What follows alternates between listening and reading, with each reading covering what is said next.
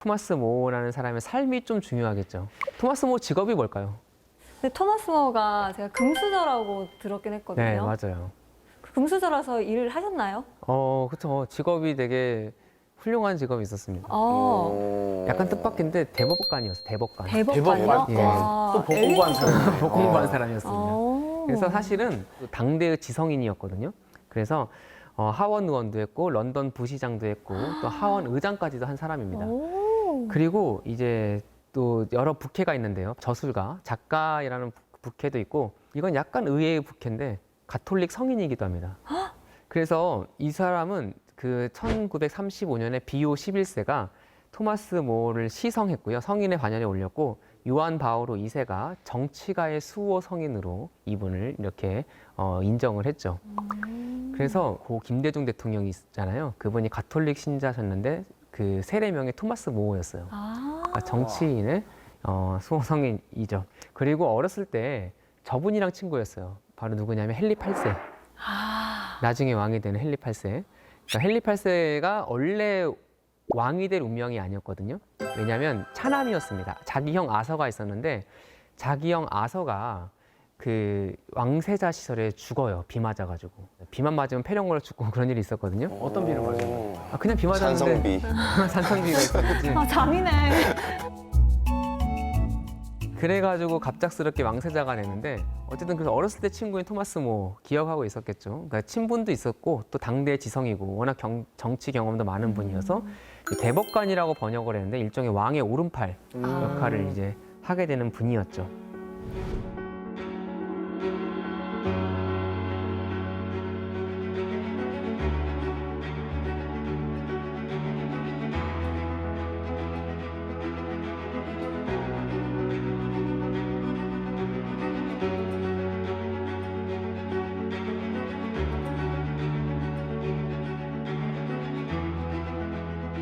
자, 그런데 이제 이분의 인생에서 가장 중요한 사건이 하나가 벌어지는데요. 그게 뭐냐면은 바로 국왕의 이혼 문제였습니다. 국왕의 이혼 문제요? 자기 이혼도 아니라 남의 이혼 그러니까. 문제가 왜 그렇게 자기한테 중요했을까요?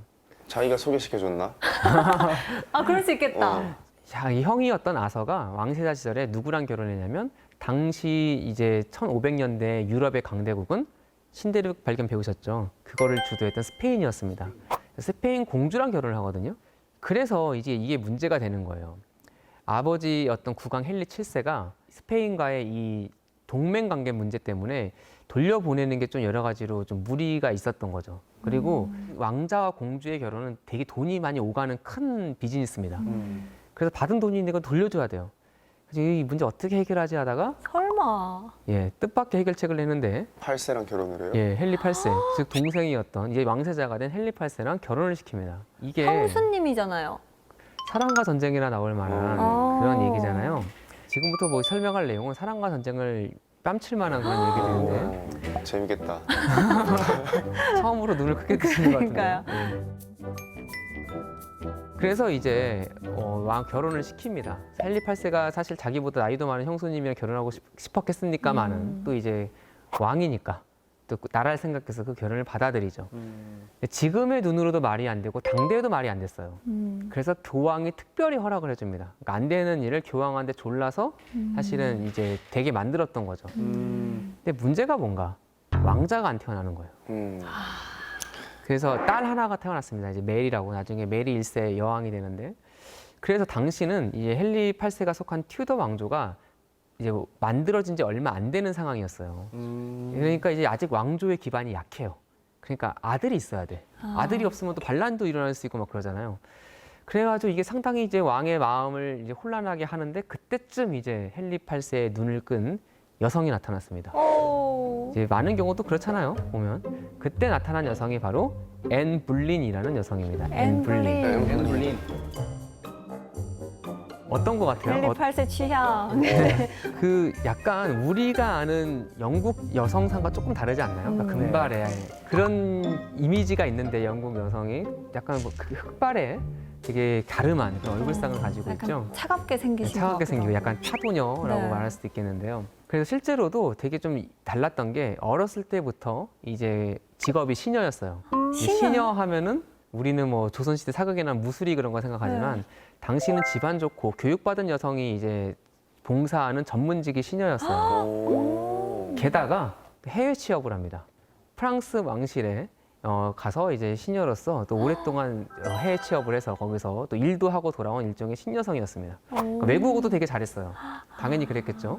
그러니까 딱 봤는데 헨리 8세 입장에서 되게 다른 거예요. 약간 그 교포필이 나는 막 나면서 이렇게 불어가 섞인 영어도 쓰고 거기다가 되게 생긴 것도 되게 약간 동양적이고 막 그렇잖아요. 그래서 한눈에 반합니다. 한눈에 반해가지고 이제 헨리 8세가 자신의 정부가 되어달라고 해요. 근데 이거를 앤 불린이 거절을 합니다. 이야. 흥미로운 건 이때 헨리 8세가 이미 누구랑 사귀고 있었냐면 앤 불린의 언니와 사귀고 있었어요. 동생일 수도 있어요. 영어는 시스터니까. 아니 지금 일단 현재 부인이 계시고 예. 그리고 엠블린이라는 여성에게 반했는데 예. 실제로 지금 또 사귀고 있는 상대는 엠블린의 시스터.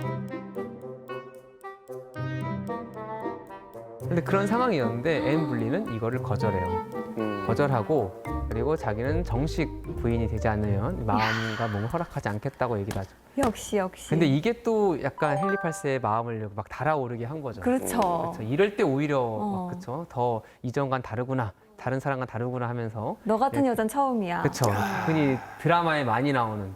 그래서 이제 결국은 이혼을 결심하게 됩니다. 그러니까 이거를 우리가 너무 단순하게 보면 물론 뭐 바람나서 새로운 여성이랑 결혼을 하기 위해서 주광채 쫓아내는 거지만 사실 왕의 모든 행위는 정치적이에요. 그렇죠? 그가 보기에는 신생 왕조를 더 튼튼하게 세우기 위해서도 아들이 필요한 측면도 있었죠. 근데 문제는 뭐냐면 이혼이 쉽지가 않아요. 대부분의 기독교 종파는 이혼을 엄히 금하지만 그 중에서도 가톨릭이 지금도 상당히 엄하게 금하거든요. 당대는 더 심했겠죠. 특히나 어렵게 교황의 특별 허가를 받아 결혼한 거 아니에요. 그래서 이거를 이제 앤 불린과 결혼하기 위해서 이혼을 교황청에 이렇게 조심스럽게 청합니다. 근데 당연히 교황이 거절했죠. 그 왕비였던 그 아라곤의 캐서린이라고 그러는데요. 이 사람은 어느 나라 공주죠? 스페인. 스페인. 그러니까 힘센 나라잖아요. 그러니까 이걸 허락해 주기가 쉽지 않았습니다. 그리고 또 교황의 신기를 건드렸던 게 근거로 내놓은 게 있어요. 그러니까 이혼도 근거가 있어야 하잖아요. 네, 이혼 사유. 이혼 사유가 있어야 하잖아요. 네. 뭐냐면 일단 약간 치졸한데 결혼했더니 처녀가 아니었다. 아니 그걸 모르고 결혼한 거 아니지 않습니까? 아니 왜냐하면 결혼할 때 그 아라곤의 캐서린이 자기는 처녀라고 그랬거든요. 그러니까 결혼을 했지만 첫날밤을 치르지 않았다고 해서 이게 사실 결혼 허가에 되게 중요한 영향을 끼쳤었어요. 자기는 사기당했네. 사기 결혼이다. 또 하나는 성경에서 레이기를 보면 엄하게 형수랑 결혼을 금하거든요. 네. 성경 말씀에 어긋난다. 상당히 개신교적인 주장이죠. 그래서 이게 교황의 신기를 또 건듭니다. 그래서 허락해 주지 않아요. 그래서 이거를 추진하라고 했던 사람이 토마스 울지라는 영국의 고위 성직자였는데요. 그 사람이 이 과정 속에서 결국 일을 제대로 못해냈다고 쫓겨나고 그 자리를 대신 차지해서 대법관이라고 번역하는 로드 챈슬러라고 그러는데 국왕의 오른팔 역할을 결국 그 차지하게 되는 사람이 바로 토마스 모어입니다.